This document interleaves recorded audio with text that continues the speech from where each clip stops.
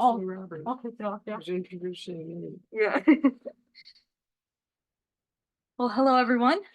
Welcome to this lovely reading from Gail Mazur. Very happy you're all here. I first wanted to introduce Robert, who everyone knows. We know him as a memoirist and as an essayist, as a poet, as a jazz artist, as a teacher. And with Jersey Breaks and Proverbs of Limbo out in the last few years, it's been really amazing to see how his world is expanded even further. But something that really impresses me about Robert is that his art is as amazing as his teaching, which is a very rare combination. And seeing him as a teacher, you realize that he has such an expansive imagination that he can actually kind of contain the many people that he meets and interacts with and understand them and empathize with them in such a meaningful and wonderful way. And that's present in his poetry and also in his relationship. So we're all very lucky to know him and to have him here to introduce Gail.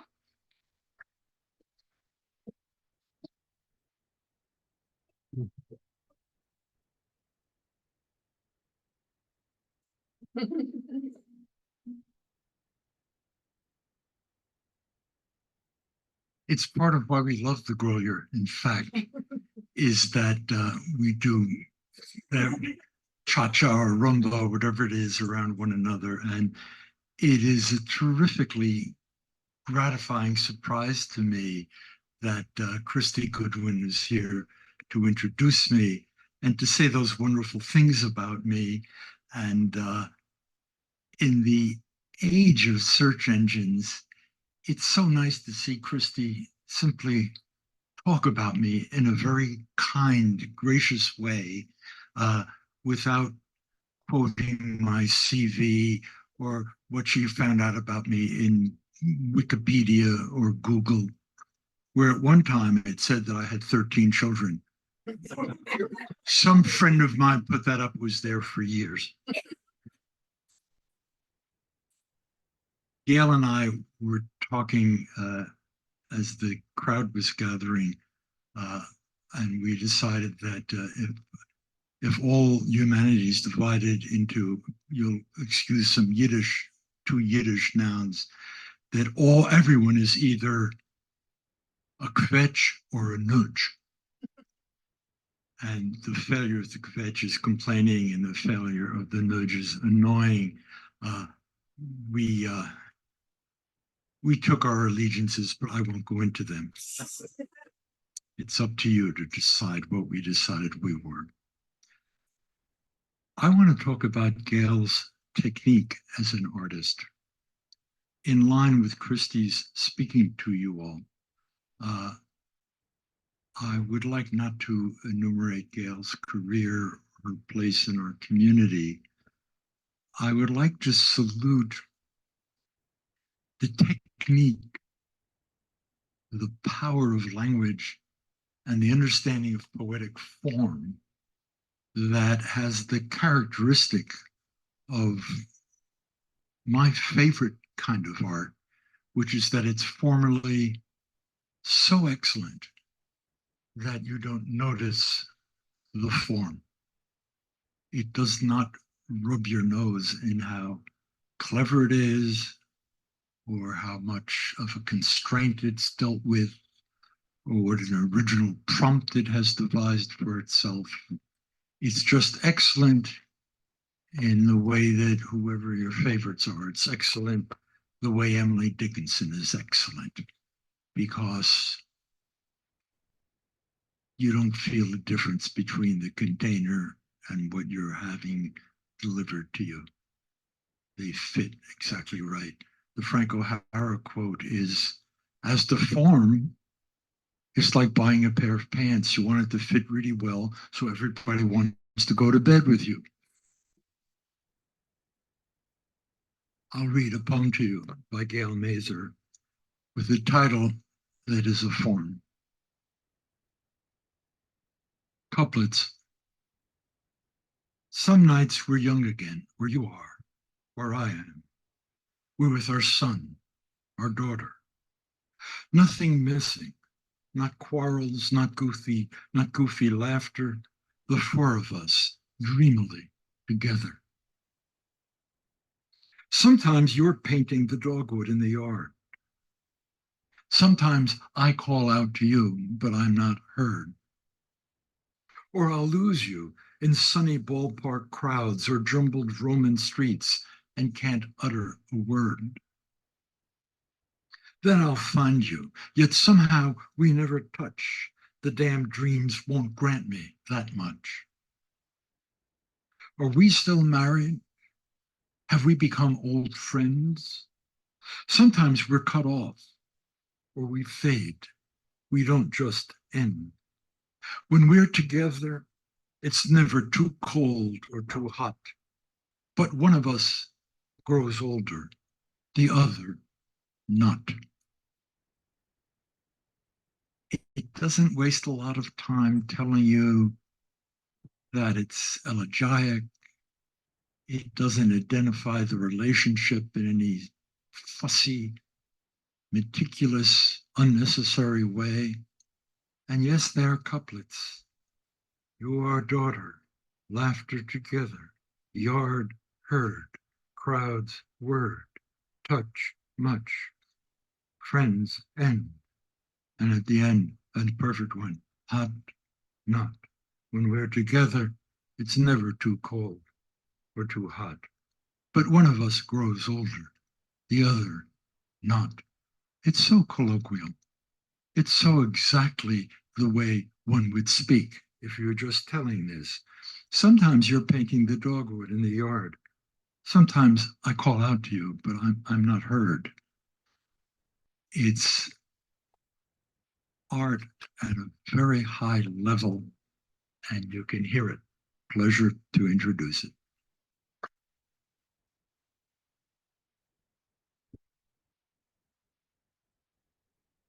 Thank you, Robert. You know what, Robert? This is behind us both. Yes, that's the color. You should show them the cover. The Inferno, translated by Robert and illustrated. Show them the cover. Oh, okay. Image by Gail Mazur.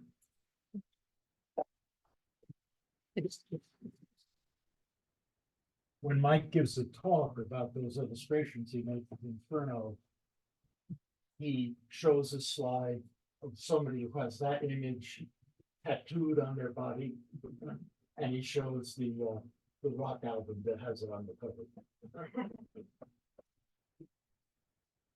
Thank you for that introduction. Now, I think I need to tilt this down a little, but it's not flexible. Oh, thank you. Because I get softer voiced all the time. Be sure to talk right into it. Right, okay. I'm going to read poems what I like to think of as my new book, which doesn't exist yet.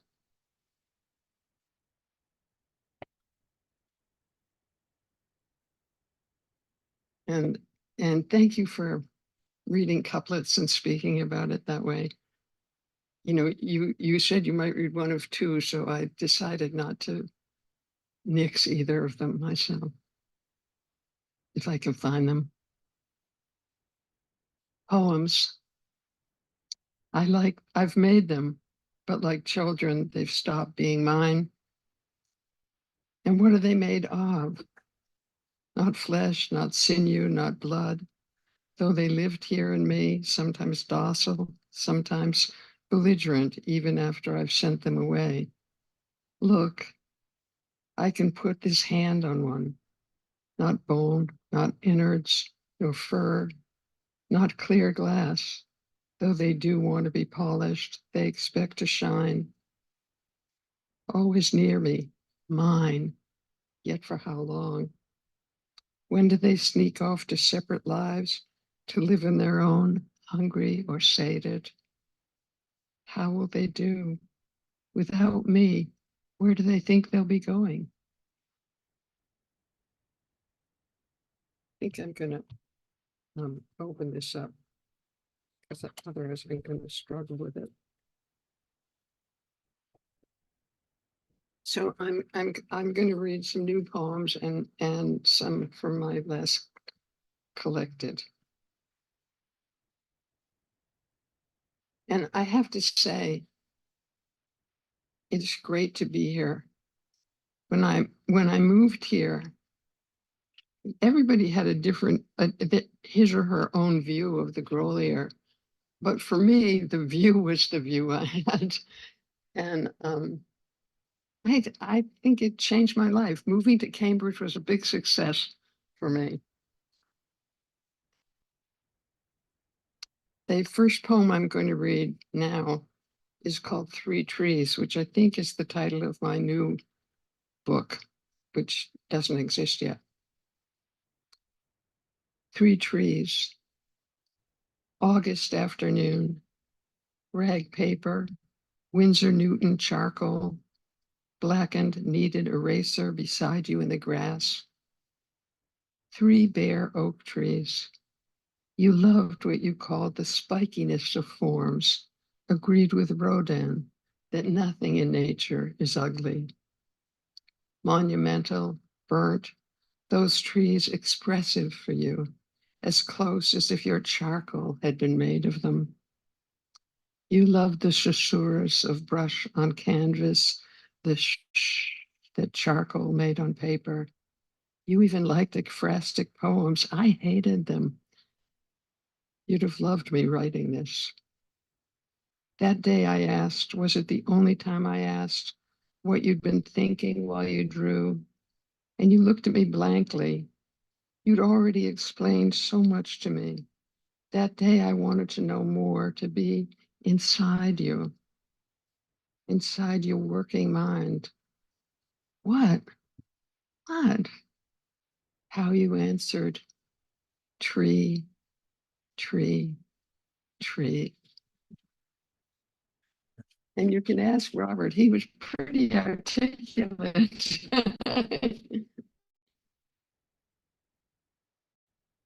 Oh, this is a new one I wasn't sure I was going to read. The middle of my life. I'm not saying that I'm in the middle of my life, but in the midst of living. If there's a difference. Go sit in the woods, I said to myself in the middle of my life, and learn the alphabet for what you can find there. It was late, but I wanted to change, to know differently. I thought I'd need a new vocabulary, so I sat, but in the dark, unable to see anything around me without the right words. I couldn't say what red ants were like, nesting in mulch and debris, or the strange, but what wasn't strange, Indian pipe, wampanoags called ghost plant, white and waxy, monotropa uniflora, or the brown itch of dead leaves, the dry acorn caps, the rough bark of a tree at my back. I sat in a foreign language library wanting it to be my paradise. I construed nature the way a stunted child would without wonder. At first, the Latin names in my field guide, genus and species, stems and roots, distracted me from my mission, at home as I was in the lives of pages. But soon I was trembling with the indecent pleasure a clever child takes in spelling, in getting everything right, or the way my 18-year-old grandmother felt in Lincoln, Maine, early in the last century, learning alone each night the math she'd teach to her ruffians and farm kids the next day in a one-room schoolhouse in her new land, each day a triumph, a kind of moral victory over her own foreignness, her ignorance. I walked barefoot down a pine needle path to the lake and swam with silvery herring minnows and snappers. I picked wild mint for my tea and huckleberries with their grainy seeds. Those summers, I lived in the beech forest, Vegas sylvatica, the final forest, a woman in midlife certain she was growing. A brief chapter, really naming the Mayflowers, trailing arbutus, and mushrooms, ignoring jet trails and dying pickerel, uttering what had probably been uttered for eons in nature's lost vernaculars. Then, only then, when I loved it, when I'd begun to be at home in it, I took my leave. Then I took my leave because I left that part of my home in the woods for a home by the water. I think I don't need to read couplets again. I haven't sorted these in a logical way because I couldn't find one. So this is called Untitled, and it's for the poet Alan Dugan, who was what a kid would call grumpy, and what we all might call something different, each of us. I've got writer's block. Your self-loathing mutter after chemo, writer's block, bourgeois indulgence of the pampered. Had you finally confronted Coleridge's indefinite, indescribable terror? Months later, I ask if you're working. Yeah, I'm making notes. Notes, lifeblood our good days pulse with. Work, the only of onlys. A lifetime of punishing your body. How you must have loathed it until the body refused to collude anymore. You were physical wreckage, still your cauterizing intelligence not quite disabled. And you'd never admit despair, only disgust at your own womanish complaint. Writer's block. Kind to the young, to the marginal, but didn't we all think ourselves marginal? Dismissive to the rest of us as we hung, you said so little on your every caustic word. Some of your poems you titled Untitled Poem. Fuck the indexers, the ivory academics. Your lack of pretension, or was it arrogance, an offering to the god of poetry, or a thumb in the eye? Old iguana, cold-blooded, spiny one, could you have relished the world's disorder but abhorred the world? When a doctor warned drinking would kill you, you'd show up at my house with a six-pack of Caliber, always a tough guy. I knew you were glad to see me, even with no gun in your pocket. That's dirty. Now I recite your lines to myself, still tickled by my own imitation of your gruffness. I love to grunt, Dugan style. No, style isn't the right word. Oh, I got up and went to work and worked and came back home and ate and talked and went to sleep with its undugan-like volta. Love must be the reason for the week. Caustic, graceless, you were a hard man, the least playful except sometimes in your poems. Still, poetry was no game, was it? Art making's a job, the worker shows up for it. Your early day job at the diaphragm factory fit your adamant refusal of the romantic. Above your desk when you died, shelves of drafts, unfinished and finished. Poems, each in its own faded brown envelope. Have they been forgotten, lost, shredded? Poems so singular, so unaccommodating, writers I know would kill to steal them.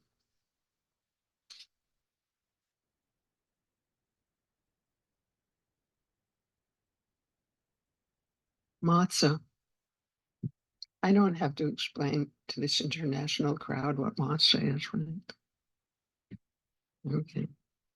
As if to mock me in my widowhood, as if to deride my pandemic isolation, an enormous carton arrives at my door, a cosmic error from Yehuda Matzah Company, 10 boxes, which would last long enough to get incinerated with me someday at the venerable New England cemetery that was once the struggling family farm, Mount Auburn. of poet Robert Creeley's great-grandfather, where his descendants can be buried together gratis ad aeternum. Mirabile dictu that Bob, the ashes of my beloved and mine, will lie close in the pastoral landscape I like to walk on late spring or early autumn mornings in the New World's first arboreal graveyard, a sanctuary really for mourners, bird watchers, and my friends, the Sunday botanizers. Will I be buried, or will my ashes be sprinkled with old dry crumbs of Yehuda's uncalled for, unrisen bread to feed the eastern wood pewee, or the poor solitary sandpiper, or the resident loons? Such questions never arose before in what we now call normal times, when I brought cut flowers to lay on the stone etched with our names, a palette, a brush and pen, nestled nearby the austere markers of other Jews and Chinese and Armenians, by Malamud and Achilles Fang and Izzy Stone, not so near Longfellow and Fanny Farmer, or Mary Baker Eddy and her apocryphal phone, overlooking a pond that's the serene home all summer long to a picturesque pair of weeping willows and two lazy white swans. Who on earth would have been the misinformed deliverer of such excess to my door, of such harsh symbols of my people's eternal hardships? Oh, my dear Yehudi Matzah, my poor Yehuda Matzah, how in your crisp, hard solitude, plenitude today you ridicule and tend to amuse me. Oh, believe me, I've never forgotten all the millennia when you've been baked of the pain and salty tears of my people's exodus. So yes, I will eat and eat alone until the day comes when I can eat no more of our unleavened bread. I meant to read some poems from my book, but I forgot. Let's see what I can find.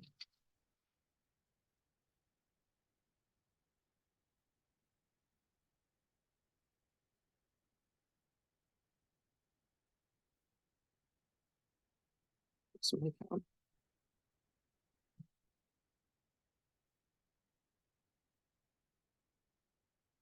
I'm going to read some I've never read.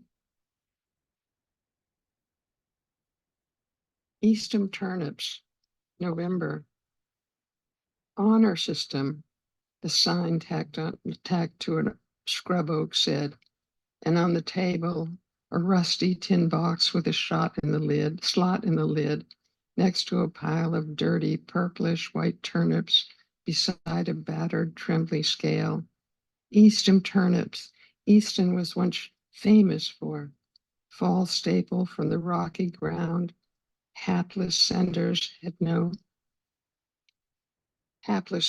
I'm sorry, I can't see very well, had no choice but to farm centuries ago, back when there were forests, before the black walnut trees were felled to build cape houses and whaling boats. The last of the turnip farms stands alongside a highway that never existed when Eastham was all farms. What else could grow here in the hard scrabble soil? Today, no sign or scale, just an empty table, a dead punch of grass. Trusted by strangers I'd never seen, I liked folding soft George Washingtons through the slot for history's sake, and bringing root vegetables home and finding recipes to make the bitter delicious, gratins, frittatas, soups.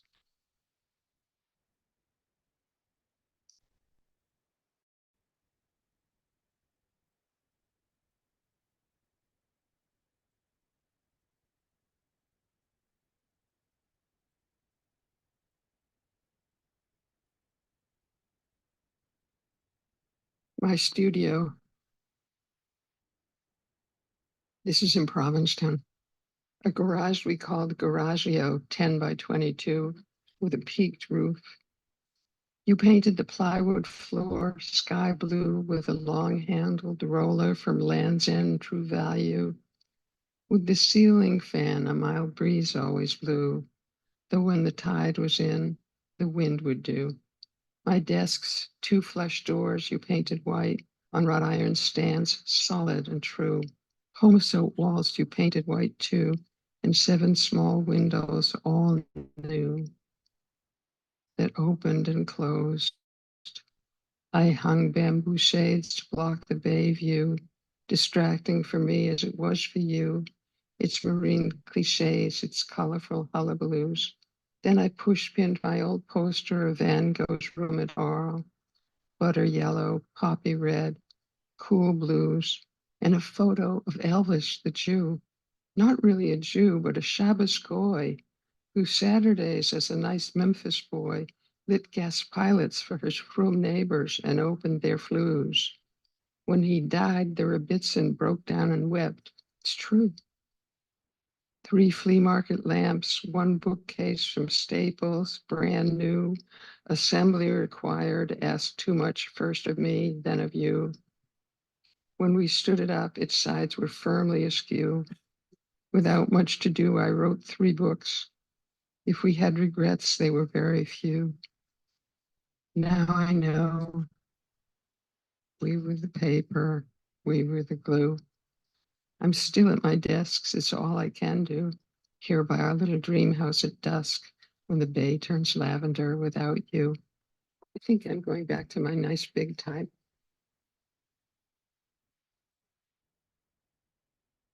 I grew up in Auburndale, which is I don't know what it looks like now, but it was a tiny, tiny part of Newton that was on the river, on the Charles.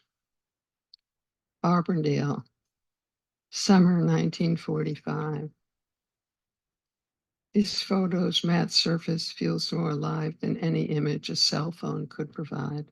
The way its shades of gray vary, the way sunlight suffuses the mother's pale hair, the straight dark hair of the boy and girl, Edenic, a backyard by a river, water lilies, mallards, a young mother and her children, the camera clicked and captured, gazing entranced at a litter of gray kittens.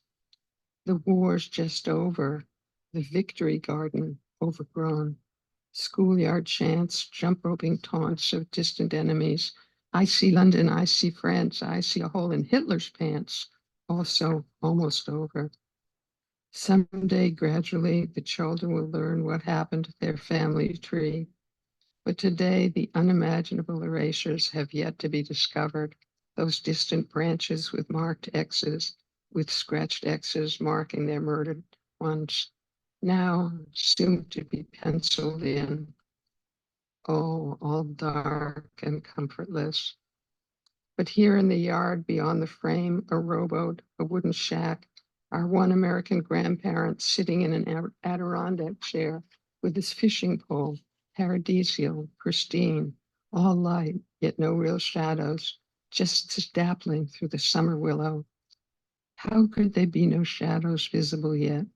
Only this dappled light, beautiful, like a blessing manifest.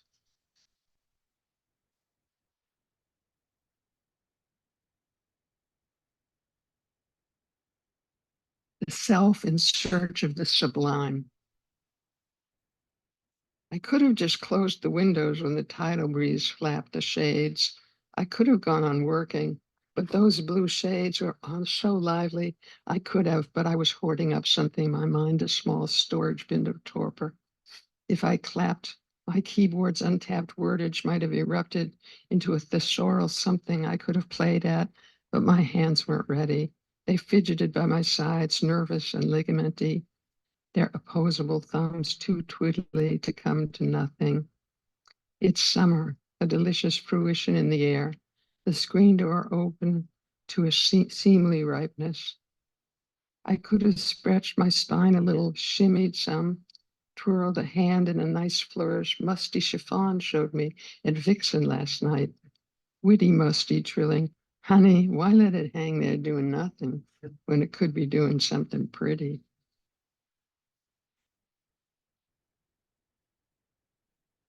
Nobody fucks with me. Lower Broadway's midnight, 50 years ago. rattling boom of trucks cannoning over iron plates. In our illegal loft, the studio gone quiet. In the loft's loft, our children sleeping. The 19th century Lord and Taylor building, elegant a century before on the Ladies' Mile, then wholesale novelties, artist lofts, basement shuls, our pornographer landlord. 20-foot high ceilings at the edge of the garment district. I'd lie awake waiting to hear the basso profundo boom up Lower Broadway's canyon, to vibrate in the homely dark to a deep-voiced stranger whose defiant mantra was part protest, part proclamation. Every night, come to lead me, his roar reverberating up the cast iron block. Now I wanted to bellow, to belt out with him. Nobody fucks with me. Nobody fucks with me. Wasn't that why I chose to do what I chose to do? And still keep choosing, still trying to make what I need to make, to find a way to do it on my own. And if nobody hears it, if nobody cares, whatever comes of it, at least nobody fucks with me.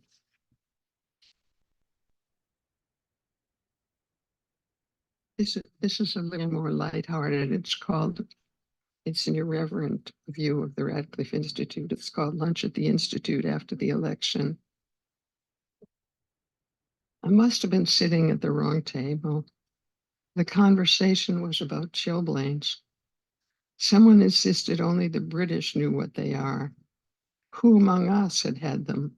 Those red eruptions of welts on hands and feet shivering in the damp cold. No one. I wanted to change the subject, so I didn't say my father had chilblains when he swam in our icy October lake. The subject changed. Someone else mentioned an accident she'd had shortly after 9/11. She'd tripped and fallen through an iron grate in the East Village, broken some bones. X asked, what exactly is a mongoose? And Y said, that word has no etymological association with the word goose. Some live predominantly solitary lives. Why was I there? Our semester clearly nearly over. The country, the firmament, all were all changing, yet it seemed nothing was. Surely I was sitting at the wrong table. The conversation turned to butterfly sperm. But that was after the first Obama election. So it was really, I was really disgusted with where I was sitting. Texas roaches. I taught in Houston for a year, and it took 20 years to write this. That steamy night, 3 of them came, lugging their amber carapaces like too heavy luggage, their footsteps clicking and clacking across my borrowed bedroom's oaken floor. Bigger than my thumbs, almost big as Santa Monica mice, which are very small, demanding for me only a tenant, their fair price. Tough as lead nails, millennial survivors, all that term they'd clacked for snacks, leapt to my bed, scrunched together at my hip, snorted crumbs from my blanket, and smeared my moody Chekhov. Muse in my credulous youth, I swore to revere all life, no matter how repellent, how crude the nervous system. But I made small kissing noises for Mensch, my Russian blue, a creature who'd eat anything tasty, living or baked, that he could feasibly torture and devour. His step killingly soft, his furry hind parts twitched in feline anticipation. His teeth made hideous gnashing noises. Oh, those mammoth roaches, I told myself. They knew nothing of my sorrows. Houston that night, heartless, I rolled in my side, turned a blind eye, a deaf ear, and slept to the feral music of my blue cat's crunching.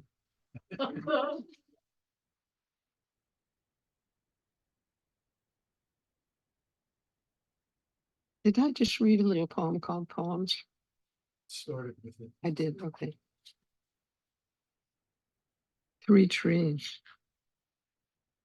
August afternoon.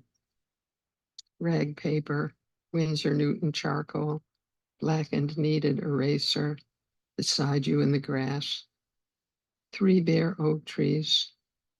You loved what you called the spikiness of forms, agreed with Rodin that nothing in nature is ugly, monumental, burnt. These trees expressive for you, as close as if your charcoal had been made of them. You loved the susurrus of brush on canvas, the charcoal made on paper. You even liked ekphrastic poems. I hated them. You'd love me writing this. That day I asked, was it the only time I asked what you'd been thinking while you drew? And you looked at me blankly. You'd always explained so much to me. That day I wanted to know more, to be inside you, inside your working mind. What? What? Have you answered? Tree, tree, tree.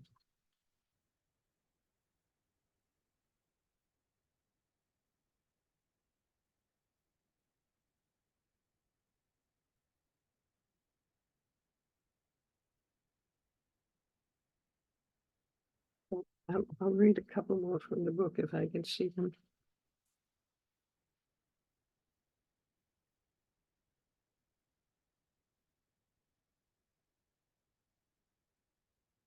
Thoreauvian. Another eviscerated wren, its sketchy entrails staining the straw rug by my chair. And though I try to scrub the blood away, traces stay. My cat's grisly presentation meant to teach me I've read how a mother cat provides for her young.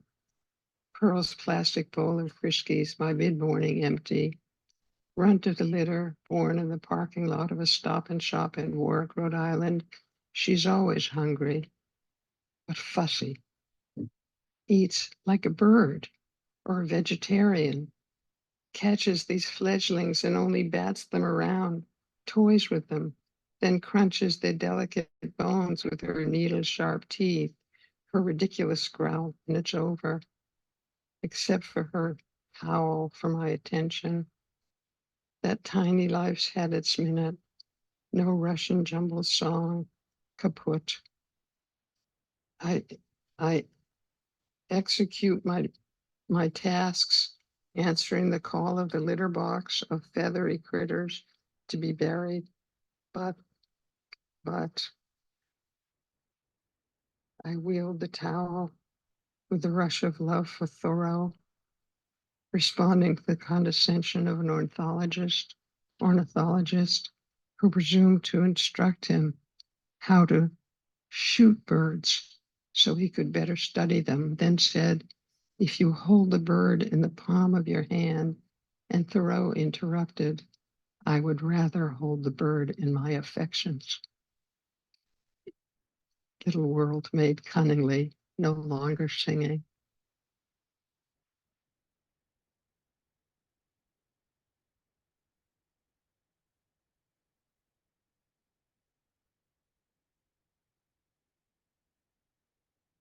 Inward conversation. I'm reading some poems I've actually never read out loud to people, maybe to my cats. Inward conversations. I'm beginning to understand myself.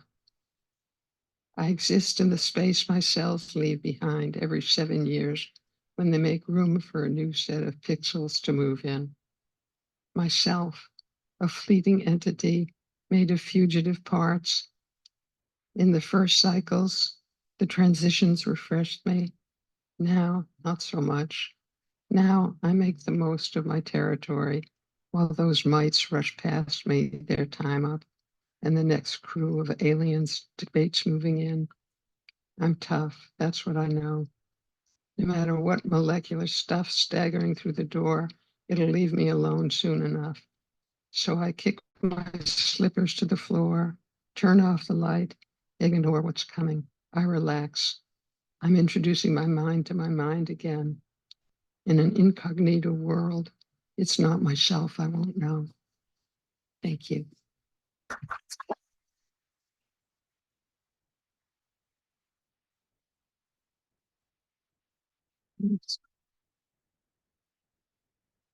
Do we do Q&As? Sure. Anybody got a Q? When can we expect the next book? It depends who's expecting it. I'm just finishing this book, so who knows? That sounds like 2 years at least, doesn't it? Failing a miracle. Thank you.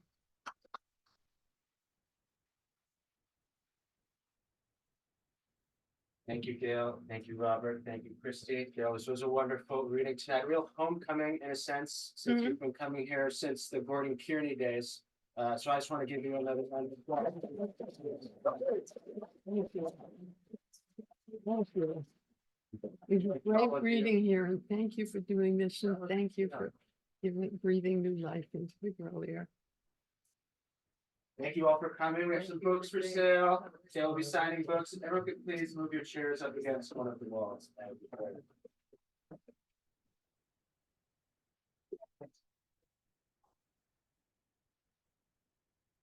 That was terrific. Thank you. I'm gonna let you do.